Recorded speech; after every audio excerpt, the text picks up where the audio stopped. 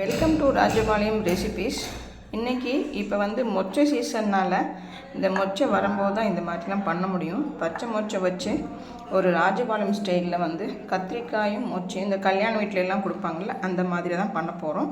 அதுக்கு தேவையானது பார்த்திங்கன்னா இந்த மாதிரி மொச்சையை வேக வச்சுக்கோங்க.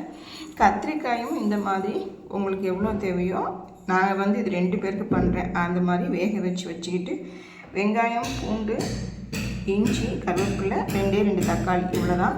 இதெல்லாம் வச்சு இப்போ எப்படி பண்ணுறோன்னு பார்த்துடலாம். இப்போ அடுப்பில் ஒரு கடாயை வச்சு எண்ணெயில் கொஞ்சம் கடுகு போட்டிருக்கோம். இது வெடித்ததுக்கப்புறம் வெங்காயம், பூண்டு எல்லாமே வதக்கிடலாம்.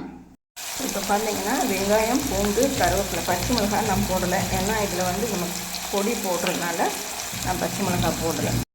இப்போ இந்த அளவு வதங்கினதுக்கப்புறம் நம்ம இஞ்சி போட்டுக்கலாம். இஞ்சி போட்டுட்டு ஒரே ஒரு வதக்கல், அவ்வளோதாங்க. இப்போ தக்காளி போட்டுக்கலாம்.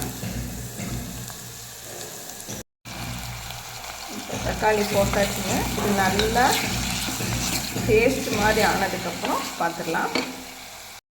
இப்போ பார்த்திங்கன்னா தக்காளி நல்லாவே ஃப்ரை ஆகிடுச்சு. இந்த ஸ்டேஜில் நீங்கள் உப்பு, குழம்பு மிளகாய் பொடி போடுங்க. இதுக்கு அதான் கரெக்டாக இருக்கும். அதோட வத்தல் பொடி, அவ்வளோதாங்க. இதை போட்டு நல்லா பரட்டிடலாம். இந்த மாதிரி நமக்கு நல்லா வதங்கி வரணுங்க.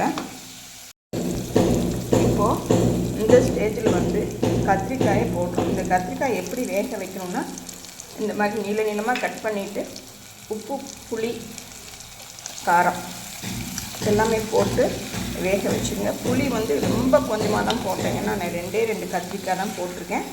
அதனால் இப்போ இதெல்லாமே நல்லா பெரட்டி கொடுங்க. இப்போ நல்லா பெரட்டி கொடுத்ததுக்கப்புறம் இந்த மாதிரி மொச்சையை அதில் போட்டுருங்க. இவ்வளோதாங்க, நமக்கு பச்சை மொச்சை சூப்பராக ரெடி ஆகிடும். இப்போ பாருங்கள், ரெடி ஆகிடுச்சு. ஒரு சில பேர் இதில் முந்திரி, தேங்காய் எல்லாம் அரைச்சி ஊற்றுவாங்க. நான் இன்றைக்கி எதுவுமே பண்ணலை. இதுவே போதுமானதாக இருக்குதுன்னு சொல்லிட்டு இப்படி வச்சுருக்கேன். இதை மாதிரி நீங்களும் செஞ்சு பாருங்கள். நமக்கு இன்றைக்கி காலையில் பிரேக்ஃபாஸ்ட் அண்ட் லன்ச் என்னென்னா, இது நட்ஸ் எல்லாம் போட்டால் ஒரு ஹெல்த் ட்ரிங்க்கு தான். ஆவி பறக்குது. நல்லா ஆறுனதுக்கப்புறம் மோர் ஊற்றி அடித்து குடிக்கிறதுக்கு சாதம், நம்ம இப்போ செஞ்ச அந்த கத்திரிக்காயும் மொச்சையும் கூட்டு, தயிர்ங்க, கட்டி தயிர், இவ்வளோ தான் இன்றைக்கி நம்ம வீட்டில். இந்த மாதிரி நீங்களும் ஹெல்த்தியாக சாப்பிடுங்க. தேங்க்யூ.